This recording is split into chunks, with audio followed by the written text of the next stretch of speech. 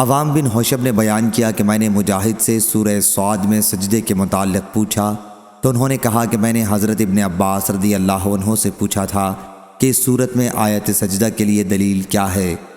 انہوں نے کہا کہ کیا تم سورہ انعام میں یہ نہیں پڑھتے کہ اور ان کی نسل سے داؤد اور سلیمان ہیں، یہی وہ لوگ ہیں جنہیں اللہ تعالیٰ نے یہ ہدایت دی تھی، سو آپ بھی ان کی ہدایت کی اتباع کریں۔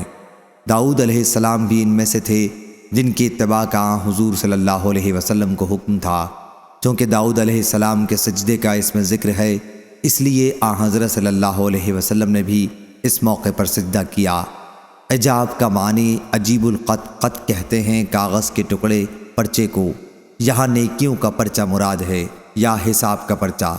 اور مجاہد نے کہا فعزہ کے معنی یہ ہے کہ وہ شرارت و سرکشی کرنے والے ہیں۔ الملۃ الاخری سے مراد قریش کا دین ہے۔ اختلاق سے مراد جھوٹ، الاسباب آسمان کے راستے دروازے مراد ہیں۔ جند ما ہنالک الآیہ سے قریش کے لوگ مراد ہیں۔ اولئک الاحزاب سے اگلی امتیں مراد ہیں جن پر اللہ کا عذاب اترا۔ فواق کا معنی پھرنا لوٹنا۔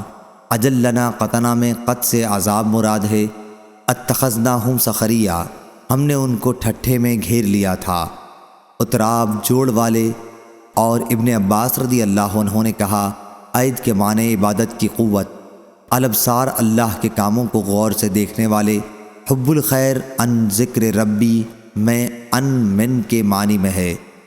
تفق مسحا، گھوڑوں کے پاؤں اور عیال پر محبت سے ہاتھ پھیرنا شروع کیا، یا بقول بعض تلوار سے ان کو کاٹنے لگے۔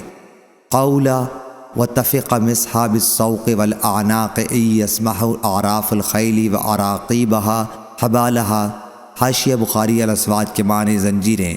صحیح بخاری حدیث نمبر 4807۔